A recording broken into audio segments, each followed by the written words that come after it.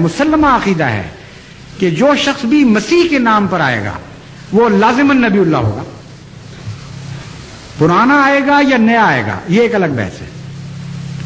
اور تمہارے اپنے ماننے والے، تمہارے اپنے مفکرین یہ بھی لکھ چکے ہیں کہ ہوگا یقیناً نبی اللہ، اور پرانا نہیں ہوگا، بدن آخر سے ہوگا یا دوسرا شخص ظہور کرے گا، اور مہدی اور عیسیٰ دو الگ الگ وجود نہیں ہوں گے.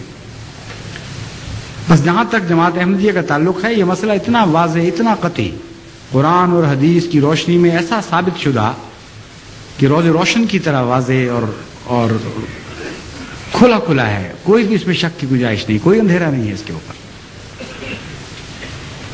اور 100 سال سے تم ہم سے جھگڑے کر رہے ہو، اور 100 سال سے یک طرفہ جماعت کے اوپر ظلم پر ظلم کرتے چلے جا رہے ہو، اور آج بھی ان ظلموں سے باز نہیں آ رہے. ابھی آج ہی سندھ سے ایک اور اطلاع ملی ہے کہ پہلے سکھر کے امیر کے اوپر حملہ کیا گیا تھا، ان کو زخمی کیا گیا، اس سے پہلے وہاں ایک شہید کر دیے گئے تھے. اب نواب شاہ کے امیر کو آج صبح 11 بجے شہید کر دیا گیا.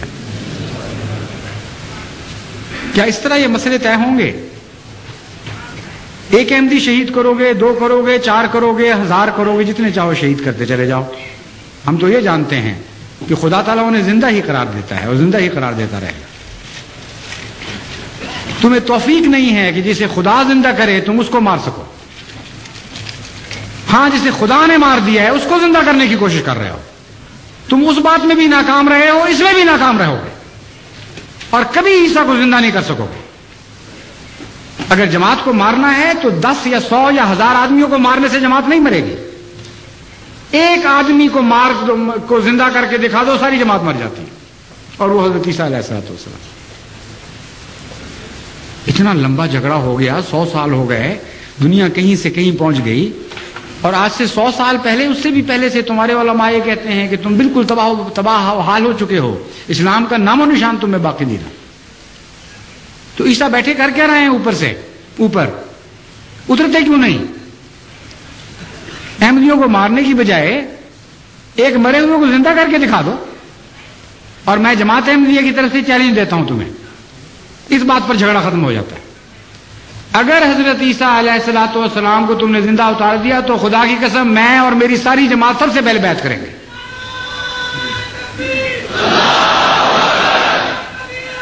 سب سے اول بیعت کریں گے. ہم پرانے عقیدوں سے توبہ کر لیں گے، اور عیسیٰ کے آگے بھی لڑیں گے اور پیچھے بھی لڑیں گے اور دائیں بھی لڑیں گے اور بائیں بھی لڑیں گے. کیونکہ ہم تو ہاں کرنے والے، آمنا و صدق نہ کہنے والوں میں شامل ہو چکے ہیں. لیکن یہ بھی میں تمہیں بتاتا ہوں کہ اگر تمہارا عیسیٰ، اگر وہ فرضی عیسیٰ جس کو تم پیش کر رہے ہو بفرض محال اگر زندہ آسمان پر بھی گیا ہے تو وہ اتر بھی جائے گا، تب بھی تم اس کی مخالفت کرو گے، تمہارے مقدر میں مخالفت لکھی گئی ہے. یہ جھگڑا کیوں طے نہیں کرتے اس طرح؟ کیوں دعائیں نہیں کرتے؟ کیوں خدا کے حضور ماتھے نہیں رگڑتے کہ بہت بڑا اختلاف ہو گیا، دنیا کہیں سے کہیں پہنچ گئی، اے خدا اس عیسیٰ کو بھیج.